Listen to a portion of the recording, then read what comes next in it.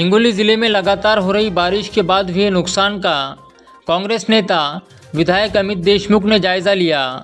विधायक अमित देशमुख ने कलमनुरी के डोंगरगांव पुल पहुंचकर गांव वासियों से बातचीत कर बाढ़ के कारण हुए नुकसान का जायजा लिया। डोंगरगांव पुल ये गांव कयाधु नदी के तट पर बसा है। रविवार की रात हुई बारिश के बाद कयाधु नदी में बाढ़ आ गई थी। बाढ़ का पानी घरों में घुस गया, जिससे काफ़ी ज़्यादा नुकसान हुआ।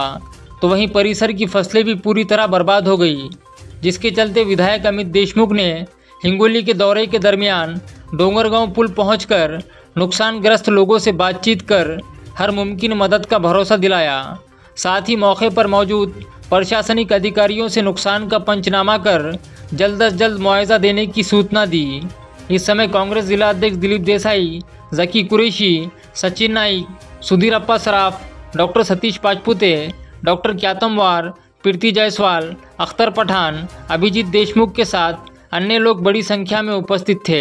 पाऊस हा खूप जास्त झालेला आहे आणि मराठवाड्यामध्ये माहिती अशी आहे की हिंगोली जिल्ह्यामध्ये सर्वाधिक पर्जन्यमान आहे आणि आत्ताही पाऊस सुरू आहे। नद्या तुडुंब भरून वाहत आहेत, शेताने पाणी शिरलंय, घरांनी पाणी शिरलंय।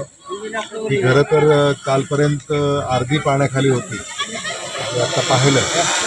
आणि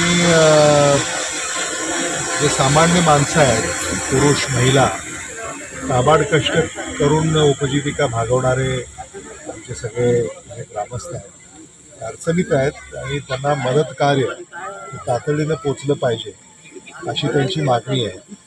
आणि शासन दरबारी ही मागणी आम्ही नोंदवलेली आहे। शासकीय अधिकारीसुद्धा इथं आहेत आणि त्यांनाही आग्रहानं आम्ही विनंती केली आहे की तातडीनं मदत कार्य हे झालं पाहिजे, त्यांचं पुनर्वसन झालं पाहिजे। त्यांना कपडा लत्तासुद्धा नाही आहे, त्याच्या काही व्यवस्था शासनानं तातडीनं करणं गरजेचं आहे। अन्नधान्य हे सगळं भिजलं आहे, त्यामुळे त्यांच्याकडं अगदी स्वयंपाक करण्यासाठी सुद्धा कदाचित सायंकाळी त्यांच्याकडं काही किराणा नाही आहे। त्यामुळे ह्या सगळ्या बाबी आज लक्षात आलेल्या आहेत। भेट दिल्यानंतर काही अन्नधान्याची सुद्धा व्यवस्था शासनाच्या वतीनं तातडीनं करण्याची मागणी आम्ही करत आहोत। शासनाकडनं नुकसान भरपाई, घरटी, काही त्यांना अनुदान मदत ही झाली पाहिजे, ही देखील आमची मागणी आहे। आणि